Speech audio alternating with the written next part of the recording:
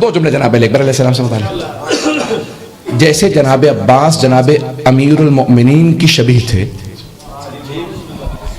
ویسے ہی جناب علی اکبر علیہ السلام رسول خدا کی شبیہ تھے. اب توجہ ہو مجمع کی.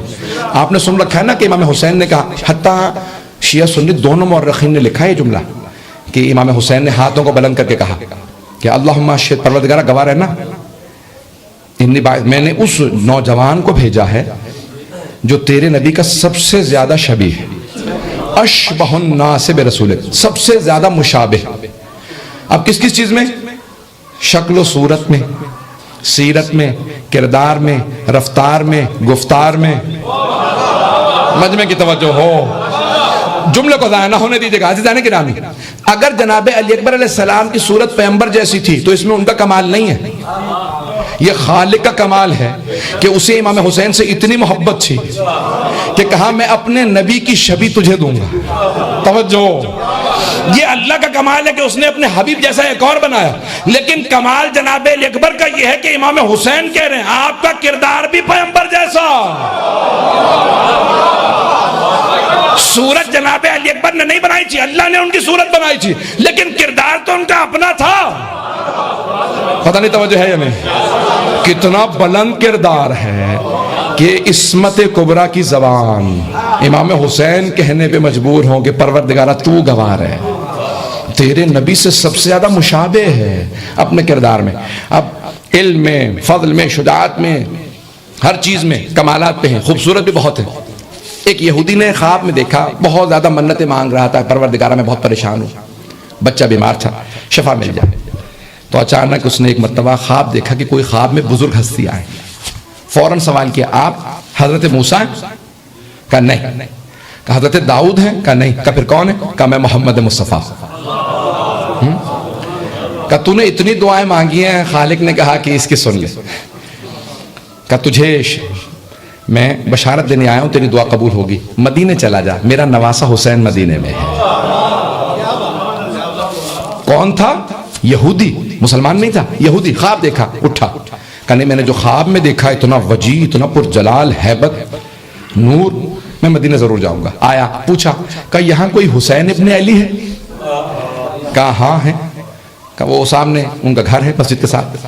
آیا، آنے کے بعد دیکھا، کہا مجھے رسول خدا سید الشہداء نے اشارہ کیا، کہا رک جا. خادم سے کہا ذرا میرے بیٹے علی اکبر کو بلا لا. توجہ،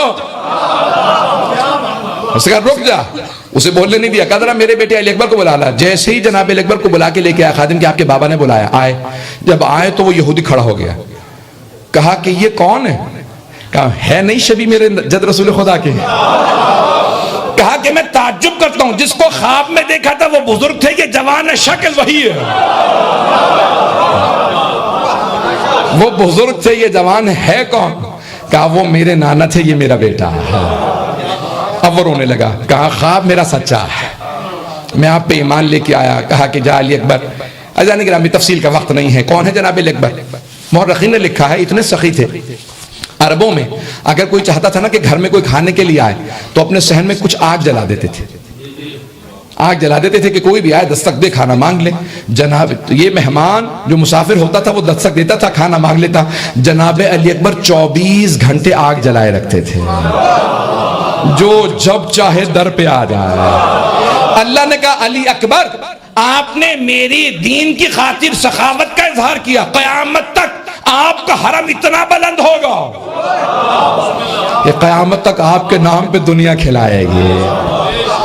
آج ہے ایسا یا نہیں ہے کہ جناب سید الشہداء کے نام پہ، جناب علی اکبر کے نام پہ کتنا زیادہ تبرک دیا جاتا ہے، سبیلیں لگتی ہیں.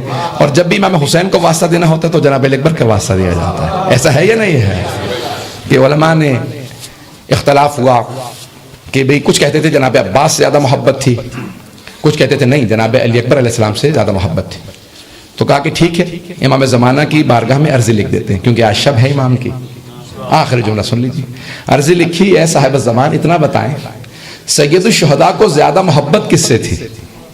حضرت عباس سے زیادہ محبت تھی یا حضرت علی اکبر علیہ السلام سے زیادہ محبت تھی؟ تو آپ نے جواب لکھا مولا حسین کو عباس زیادہ عزیز سے، علی اکبر زیادہ محبوب تھے. پتہ نہیں بات پہنچی یا نہیں پہنچی. نہیں پہنچا سکا. عزیزان گرامی یہی سوال جناب سیدہ نے رسول خدا سے کیا, بابا آپ کو علی سے زیادہ محبت ہے یا مجھ سے؟ تو آپ نے فرمایا علی زیادہ عزیز ہیں, آپ زیادہ محبوب. پتہ نہیں توجہ ہے یا نہیں. عزت علی کی زیادہ کرتا ہوں, محبت آپ سے زیادہ کرتا ہوں. کہ وہی جناب سید الشہداء کا مقام تھا, جناب عباس کا مقام زیادہ تھا, جناب علی اکبر سے محبت زیادہ تھی. دونوں سے برابر کہا. کون ہے جناب عباس؟